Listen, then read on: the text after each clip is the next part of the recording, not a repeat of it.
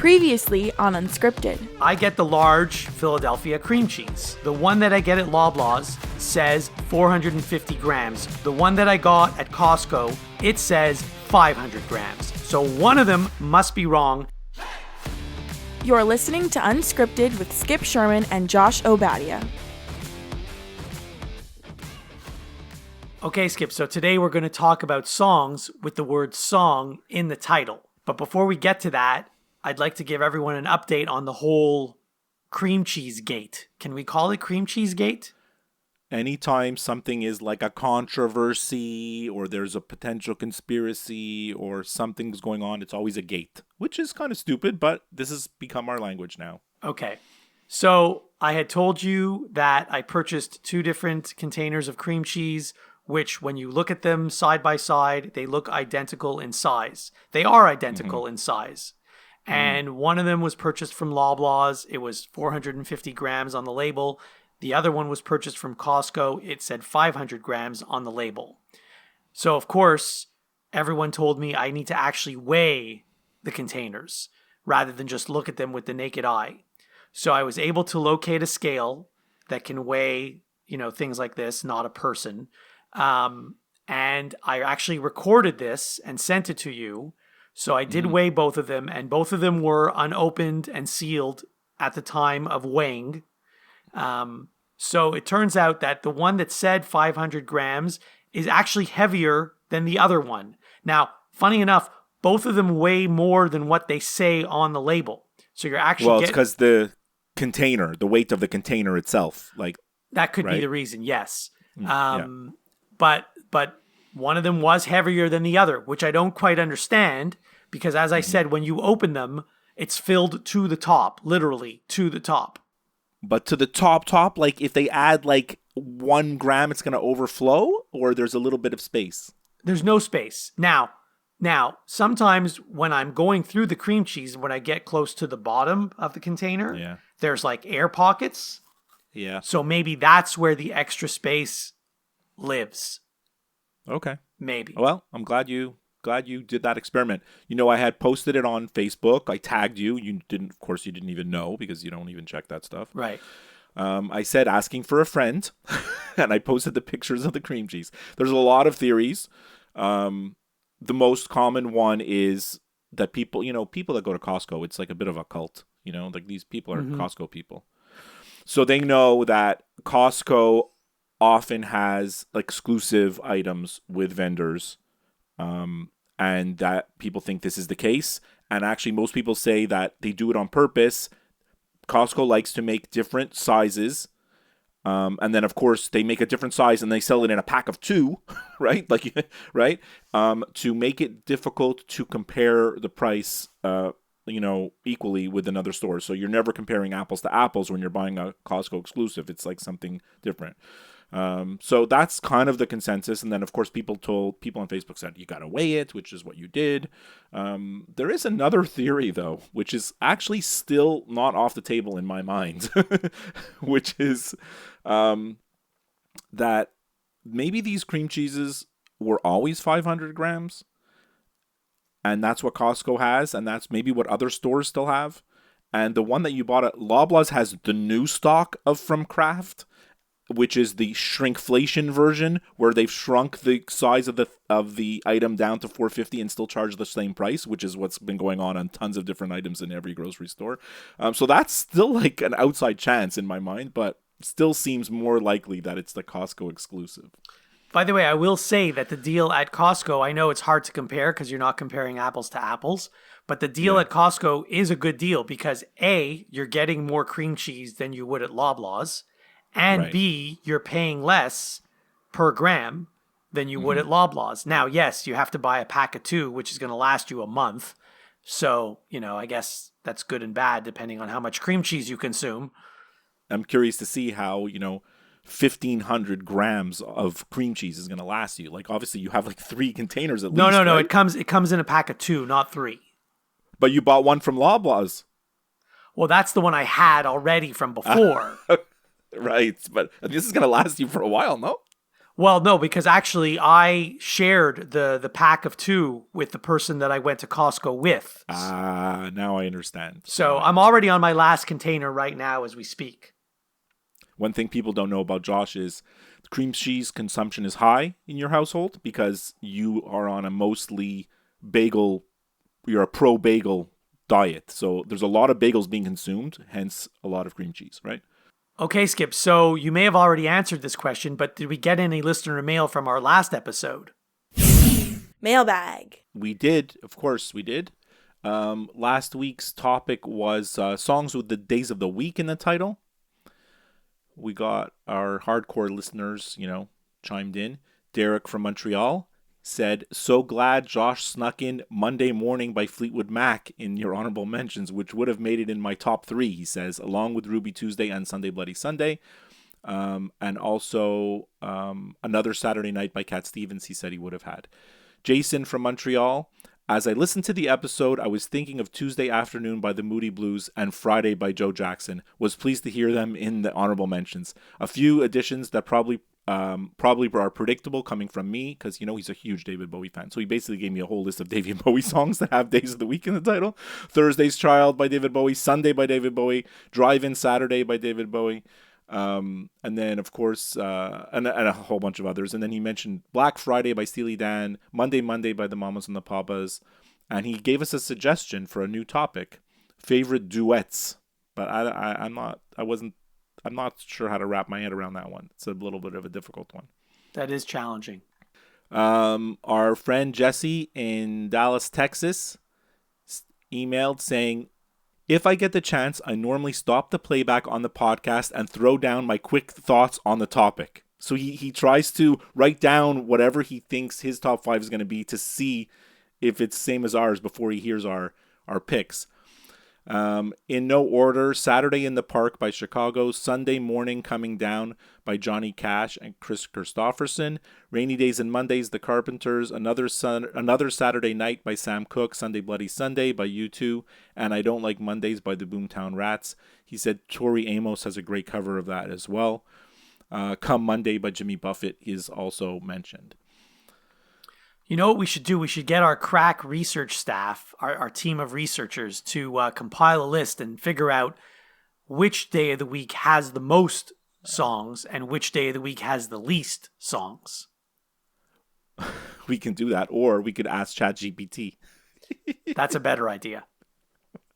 So I asked ChatGPT what are the best songs with days of the week in the title, and it answered, "Here are some popular songs with days of the week in the title." And it's interesting, ChatGPT had some picks that I didn't really think of, or songs that I didn't even know. Monday by the Mamas and the Papas, Ruby Tuesday by the Rolling Stones, Tuesday's Gone by Leonard Skinner, Wednesday Morning 3 a.m. by Simon and Garfunkel, Thursday's Child by David Bowie. Jason will be happy with that. Friday I'm in Love by The Cure, Friday Night by Lily Allen. Do you know Lily Allen? She's a British pop singer. I'm not sure. Saturday Night's All Right for Fighting, Elton John, Lazy Sunday by The Small Faces, and Sunday Morning by Maroon 5. Like, these are, we didn't have a lot of these, right? So ChatGPT goes on to say, "These songs cover a range of genres and time periods, showcasing the days of the week in their titles. Keep in mind that music preferences can vary, so you might find some of these songs more appealing than others." Okay, we'll be right back after this to talk about songs with the word song in the title. You're listening to Unscripted. Are you taking a month-long vacation in the stratosphere and you know how hard it is to hold your breath? Are you the cosmic kid in full costume dress? You've got a nice little place in the podcast universe with Set Listing Bruce.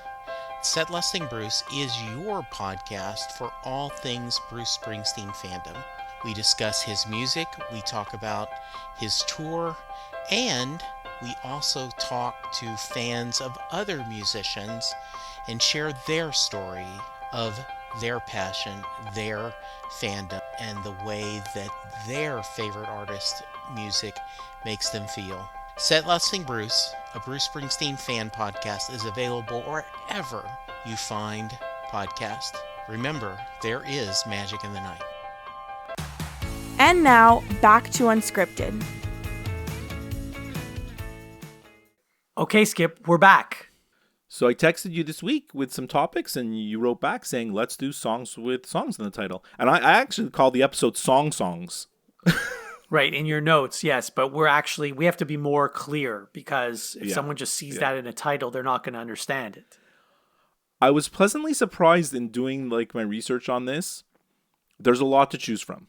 There is a lot to choose from, yes. More than I thought going in. I thought it was going to be like kind of the days of the week where we didn't have that many. And there was a lot. There's more than you think. And it's interesting because I think there's some titles of songs that have like a longer title where the title is like X and then something in brackets. So like I know that you're going to probably have maybe one of those in your list, I think. So we'll see how that goes, but those certainly count. Did you have trouble making this list? Like, how long did it take you? Like, no, actually, it was the hard part for me was different than last time. Last time I had a hard time finding 5 that I liked. Here I had, I don't know, 8 or 9 that I liked, and I had to narrow it down to 5. So that's a good problem to have. And as you mentioned, some song titles have the word song in the title, but they never actually say that in the lyrics of the song. Actually, you know what? I have a few of those, yeah. I think 3 out of my 5 are like, song is in the title, but it's not in the lyrics. Yeah, that's an interesting point. I hadn't thought of that. 2 of my 5 don't have the word song in the song. I have a really kind of weird list. Like, I really think my list is like bizarre. It's like touches from all kinds of eras, different, 60s, 70s, 90s. It's like different genres of music. Like, it's kind of interesting. Like, I'm kind of proud of it in a way, because it's like showcasing like a little bit of like a diversity in like my music taste. So I think we might have one the same, but actually I don't think we're going to have any the same. The only chance is there's only one for me. I think if it's max 1, and that's like a 50-50 chance. Right. I think I'm pretty sure what your number 1 song is, but I don't want to reveal it here. We'll have to do the list and see how we do. So do you want to go first? Yeah, I think you went first last time, so I'll go first. Number 5. Number 5 on my list is Love Song by Sarah Bareilles from 2007, which, by the way, is not a love song. I'm not gonna write you a love song, 'cause you asked for it, 'cause you need one. You see, I'm not gonna... So in 2011, she explained it was actually written for my record label. I'd been turning in music. I was getting the red light. I couldn't go into the studio yet because they were waiting for something, but nobody said what they were waiting for. So I kept turning in new songs thinking, is this what you want? Is this what you want? And I always got the big thumbs down. And I ended up writing Love Song with Greg Edwards out of frustration. And then in 2014, she stated it was very tongue-in-cheek and nasty in passive-aggressive way, confirming it was a response to the record label pressuring her to make safe, radio-friendly songs. Very interesting. Are you a fan of Sarah Bareilles? Well, I mean, I can't say that I am because I don't have any of her CDs. I've never seen her live in concert, but I do really like this song. There's a show that I watched probably like 3 years ago now on Apple TV Plus. I would recommend it. I probably talked about it in our 2020 year in review, shows. The show is called Little Voice, and it's like there's a lot of music in the show, and Sarah Bareilles wrote all the music. And the main character in the show is sort of loosely based on Sarah Bareilles herself as like a struggling musician living in New York City. Mm-hmm. And what you just mentioned with like her kind of opinion about like how toxic the music business can be and how record labels push you to do different things. It's a little bit of a theme in the show. Anyways, it's a great show. It stars Brittany O'Grady. I know you don't recognize the name of that actress, but you do know who she is. She played in season 1 of The White Lotus. She plays Paula, the friend that tags along with the family. On the trip. Yeah. Okay. She's the main character of the show. And what you don't know about Brittany O'Grady is she's an incredible singer. Like her voice is really showcased in that TV show. It's really, I love the show. Cool. Number 5 for me, completely opposite of the music of Sarah Bareilles and all the other music that I just described, is Led Zeppelin, The Immigrant Song.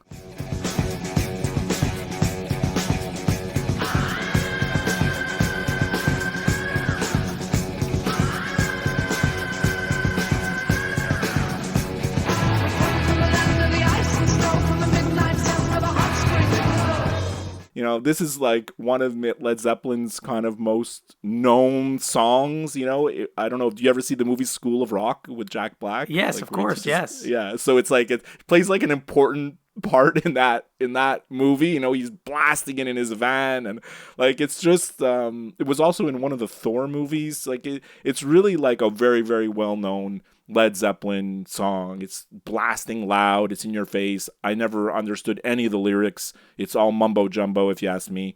Apparently it's based on like Norse mythology. But anyways, we could just leave it there. But I really do love the song. It's the kind of song you do want to blast in your car when it comes on the radio. You know, so I'm not surprised it's on your list. Number 4. Next for me is Song 2 by Blur, which was released in 1997. I think you knew this was going to be on my list.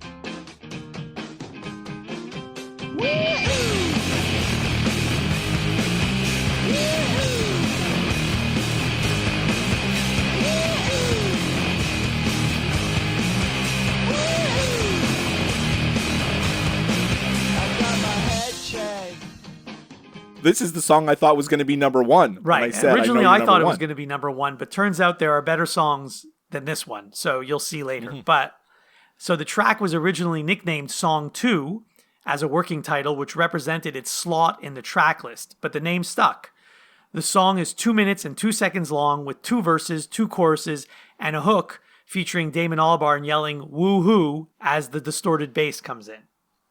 I mean, it's a very recognizable song. Everybody knows it. Some people don't know that it's called Song 2. They just think it's called Woo-Hoo. Exactly. Right? It's played at every sporting event. I mean, you go to any hockey game, I mean, it's going to get played, right? Like, they've made a fortune off that song. Like, they really did. For a 2 minute and 2 second song, they got a lot of bang.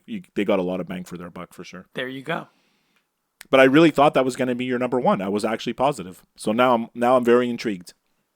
Number 4 for me is a singer-songwriter that I have mentioned before that I told you that I really like, and that's Regina Spektor. And she has a song called Hotel Song. I have dreams of orca whales and dolls, but I wake up in fear. You will never be my, dear, will never be my dear friend.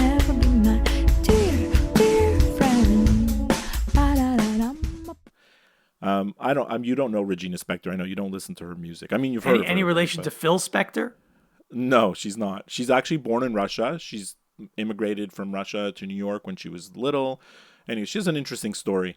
It's from her 2006 album called Begin to Hope. This is the first album that I really listened to of Regina Spektor. I discovered her because she has a song called Us, which is on the soundtrack of 500 Days of Summer, which that's what was like, I was like, what is this song? Who is this singer? And then I discovered all her other albums. And this is really a great song. It's really like a fun kind of little pop, little tune. And it fits our category of songs with the word song in the title. So it's in my list at number 4. Number 3. So next for me, you're not going to be surprised by this one either. It's by Weezer. It's called Undone, the Sweater Song from 1994. I think, I sink, and I die. If you want to destroy my sweater, hold this bed as I walk away. Now, the song was originally only known as Undone. However, the band decided to add the Sweater Song to the title after fans at their early shows repeatedly referred to the song as the Sweater Song. Lead singer Rivers Cuomo thought song titles with parentheses looked ugly, so a dash was used in the title instead.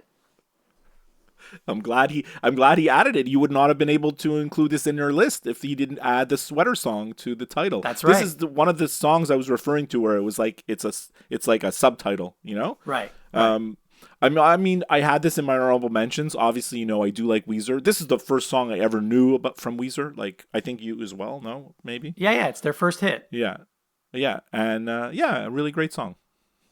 Number 3 for me is Ben Folds' Song for the Dumped. Oh, that's a great one. I can't believe I missed that. I wish I hadn't bought you dinner right before you dumped me on your front porch.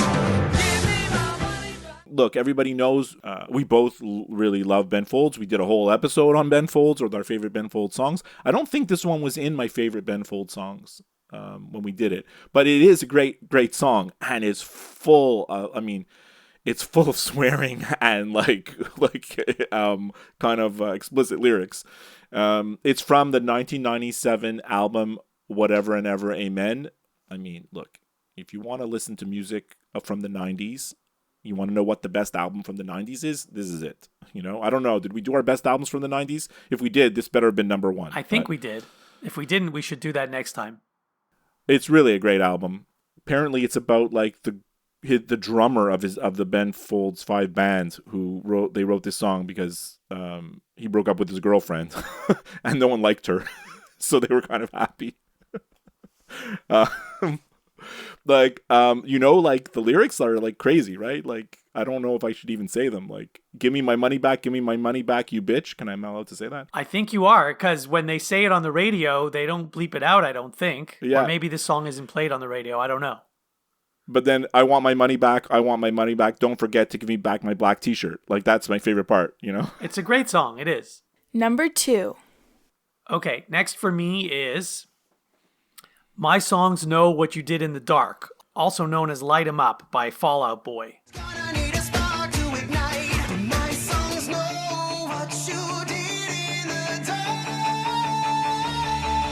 So light 'em up, oh, oh, light 'em up, oh, oh, light 'em up, oh, I'm on fire. Oh, Light 'Em Up. Yeah. Okay, I didn't know the actual title. I know it as Light 'Em Up. Yeah. So this is from 2013, and I didn't know this till today, actually. Lead singer and guitarist Patrick Stump performed the song as a guest on Taylor Swift's Red Tour in July 2013. And then, in turn, Swift guested with Fall Out Boy on the Victoria's Secret fashion show in November of 2013. That I remember seeing on TV. And, you know, the Red Tour, I did go to the Red Tour concert with my daughter at the time. She was 10. I do recall, yes. Yeah. Good pick. That's another one of those songs that, like Song 2 by Blur, that you hear at a lot of sporting events. So you're really in the anthem mode today. Yes, absolutely. You're right. That does get played at a lot of sporting events. My number 2 song, you're going to say you don't know it, but I think you do know it. You just don't like when you hear it, you'll know it. It's the song is called A Song for You, and it's been recorded by 200 different artists, but the version that I prefer the most, and I think is probably maybe the best one, is by Donny Hathaway. This is from like 1971. I've been so many places in my life and time. I've sung a lot of songs. I've made some bad rhymes.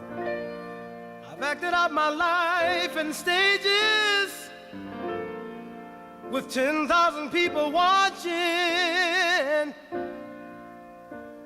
But we're alone now, and I'm singing this song to you. It's a beautiful, beautiful song about like begging for forgiveness. And like I said, it's been recorded by like a million different artists. I think Ray Charles maybe won a Grammy Award for this specific song. He didn't write the song. The song was written by Leon Russell. It was a country song in 1970, and Donny Hathaway has a more like soul kind of gospel version. It's really a beautiful, beautiful song. And originally one of the reasons why I wanted to do this category, but then I realized I do have a better, or not, I want to say better. I do have a song I prefer as number one than this, but this is really, really a great song. Number 1. I don't think you know this song. It's called Simple Song by The Shins from 2012.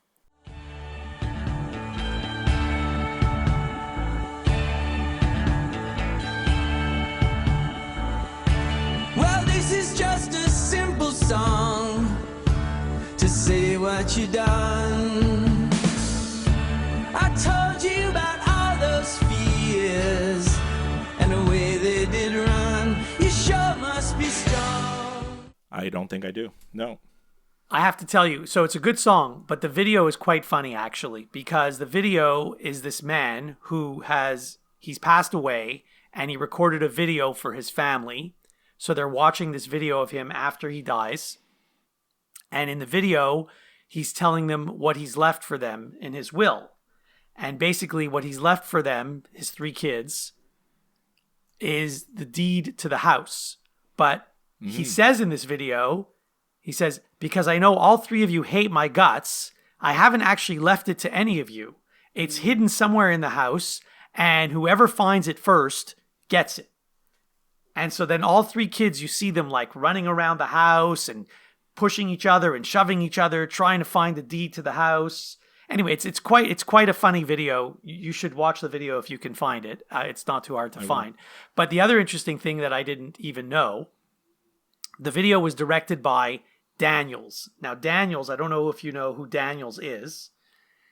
Daniels, it's all caps. Daniels is actually 2 people. Both named Daniel. Daniel Kwan and Daniel Scheinert. And they directed the movie Everything Everywhere All at Once. Holy smokes. But before they directed this movie, they directed this video and a few other music videos as well. There's a lot of really famous directors that got their start in music videos. Right. So anyway, it's a funny video. It's a great song. You should listen to it. Love it. Love it. So my number one, like I said, like I kind of knew this was going to be number one. As soon as I started making my list, I was like, it's got to be. And that is Slow Song by Joe Jackson. And I get tired of teachers. Why is it always what he blames? Gotta push right through. Gotta tell him to. Tell him to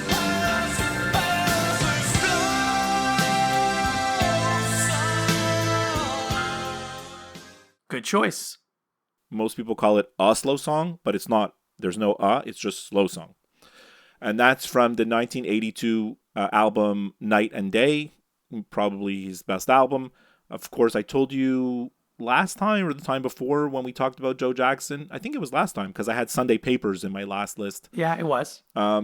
He has a live album called Live 80 to 86 where most of the versions of all his songs are like superior. That's my like official Joe Jackson like songs. Those are the live versions, are the best ones. And this song's great. I mean, it never was a hit. I read that they did release it as a single. He did release it as a single in the UK, but it didn't go anywhere because it's a 7-minute song. So it's very hard to get radio airplay when the song is that long. And the quote I read of Joe Jackson to describe the song is, which is exactly what I thought it was about. You know, like when like I always knew like kind of what it was about, and then I read the quote and I was like, yeah, I got it right. It's all about being with the one you love, that special person late one night, winding down and just waiting for the right song to have a slow dance. Do you remember when the DJs at the end of the evening used to play a slow song? They don't seem to do it anymore. So if you've been in this situation, you'll understand why I wrote the song. That's great. So, shall I read off my honorable mentions? Yeah, let's hear him. So, funny enough, you haven't mentioned any of these.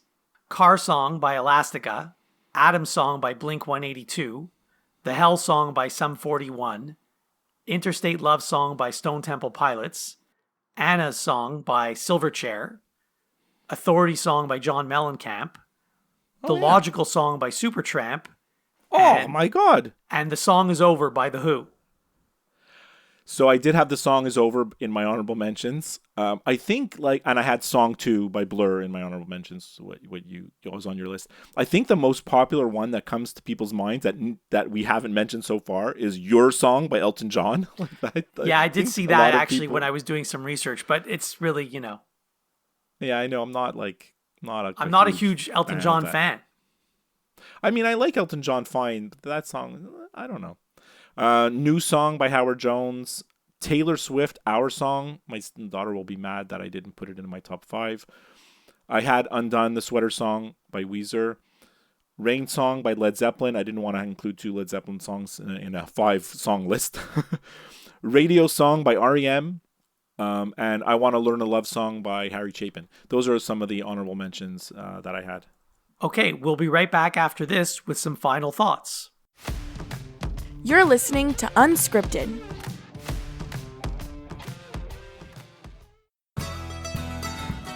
Do you know John Hyatt songs? Maybe you know them from being covered by Roseanne Cash, Three Dog Night, the Neville Brothers, Emmylou Harris, Eric Clapton, B.B. King, Jeff Healey, Bonnie Raitt, or literally hundreds of others. Maybe you have some of his albums on your shelf or in your cow-horned Cadillac right now. I'm Jesse Jackson. And I'm Sylvan Brough. And we're going to dive in from A to Z. Join us on the Perfectly Good podcast. We're going to discuss all of your favorites and uncover some forgotten gems, from Aces Up Your Sleeve to Zero House. Rate and debate every John Hyatt song on the Perfectly Good podcast. Have a little faith. Unscripted with Skip and Josh is available wherever you listen to podcasts. If you listen to the show through Apple Podcasts, please leave a review. To interact with the show, send an email to skipandjoshshow@gmail.com. Follow the show on Twitter and go to Facebook to like the show page. And now, some final thoughts from the guys. I do have one final thought I wanted to give you, because we're in August now, and I wanted to give you a Sherman household update on the song of the summer, because my wife said it's changed.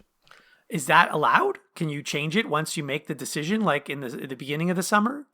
I think so, because songs just take over. At the beginning of the summer, we all agreed in my house that Karma by Taylor Swift was going to be the song of the summer. But actually, my wife says it's Dance the Night by Dua Lipa. It's from the Barbie movie. So it's really taking on a life of its own right now. Yeah. I don't even know if I've heard that song, so I'll have to go seek it out. There you go. And then also, my wife did want to mention that the song Cruel Summer by Taylor Swift is also in contention for Song of the Summer. And this song is really interesting because it's being played on the radio like crazy now. It's not even from her new album. I think it's from 2018. But because it has the name Summer in it somehow, and of course her tour is taking over the whole world, this song is kind of a sneaky little hit for no reason. Is this a remake of the Bananarama song? No, totally different song. Totally different song. Okay. So, I don't know. Have you been following baseball this year? Yeah. I've been following baseball this year more than most years, believe it or not. I don't know why. Anyway, I just read a stat this week. Not really a stat, but it's interesting that the Yankees are below 500, and it's the first time that they're below 500 this late in the season since 1995. Makes me very happy to see them doing so badly. Yeah, I mean, I'm not a Yankees fan. It's a pretty amazing that they haven't been below 500 this late in the season since 1995. That's eons ago. It's really wild. Have you seen some of the... There's this video circulating of Giancarlo Stanton trying to score from second, rounding the bases, running, and he's freaking jogging. He can't run. He can't run at all. He should be a DH. I don't know if he plays in the field anymore, but he can't. When he's in the outfield, he can't get to fly balls. But he's running around the bases. He's literally in a slow jog, and then he's thrown at the plate. And I'm first of all, okay, if he can't run, then why is the third base coach sending him just one base at a time if he can't run? So Either the third base coach is making him look stupid, or he's making himself look stupid by just not hustling. I don't know what it is. I don't care, but it's glorious, honestly. Like, I mean, I don't like the Yankees, and all year, if you talk to Yankees fans, they'll tell you, oh, yeah, the American League East is so tough. We'd be in first place. Even in 3 other divisions, we'd be in first place. Not anymore, buddy. Not anymore. You're way down. You're not in first place in any divisions, So it's kind of, that's the way it goes. You know what else is interesting about baseball this year? And I think this is true. There hasn't been any manager fired, and we're already in August. I know. Well, now there's lots of speculation. I mean, he's not going to get fired now, but the Yankees manager, there looks like he's going to get fired at the end of the season. But I don't know what's going to happen. But you're right. There's no managers fired, right? Usually you see a few of them get fired during the season. Yeah, for sure. Absolutely. Speaking of baseball, I just wanted to tell you, you sent this to me a while ago, and I had already known about it for a few days when you had texted me a link. I've been playing this daily game. I play it every day called Immaculate Grid, and it's really hard actually sometimes. And I don't complete it every day, and I know a lot about baseball. But when I do, it's like a big accomplishment if I can get all the 9 picks out of 9 tries, And it's like a 9-box game, and there's teams up. It's like Wordle, but with baseball players. It is. I mean, essentially, you're gonna have to name players that have played on 2 teams. So the one they had yesterday was really good. It was really expo heavy. Whenever there's a Washington National symbol on one of the grids, it's like, okay, and now I have an advantage because you can use all the old expos. It's really, yesterday was fun with the expos. I really like it. And now there's Immaculate Grid NFL, NHL, NBA. So you can do all that, whatever sport you like. It's really fun. It comes out at 9:00 in the morning. Every day there's a new game. So it's funny. I sent it to you. That was the day I found out about it. Then I played it that day. I played it the next day, and then I never played it again. I'm telling you, it's really quite hard. I mean, I know, that's why I don't play it, because it's too hard for me. Name a player that played on the Brewers and the Twins. You can't think of one off the top of your head, it's really it's pretty hard. And they really, when it's really hard is when they put teams, when the Marlins are in there or Tampa, I'm done. You're done. I'm done because it's all right. They don't have as much history, right? And I tend to go back to the 80s, so. Yeah, that's still really, really fun. So, I wanted to. Do we have an extra minute? Of course, this is our show. We have as much time as we want. I wanted to recommend a show to you, and I told you about this maybe 2 episodes ago, and I never did. Okay, go ahead. There's a show I want to recommend to everybody, but I really think you specifically will like it. There's a show on Disney Plus called A Small Light. Now, I'm saying it's on Disney Plus. That's in Canada. American people, I don't know where it is for you. It's called A Small Light, and it's basically the story of Anne Frank, which most people know the story about, Anne Frank. But Anne Frank is only a small character in the show. She's not the main character at all. The main character in the show is the woman who hid the Anne Frank family. So it's her story. It's told from her point of view. All the things they had to do to hide the family, everything going on, in the Netherlands, in Amsterdam during that time. It's really, really a great show. And I know you like those kind of this theme. I know it's right up your alley. So you should definitely check it out. It's really good. I will. I have to say that I'm very behind in my television show viewing. I have a list of shows that I need to watch. Either you've recommended them or someone else has recommended them.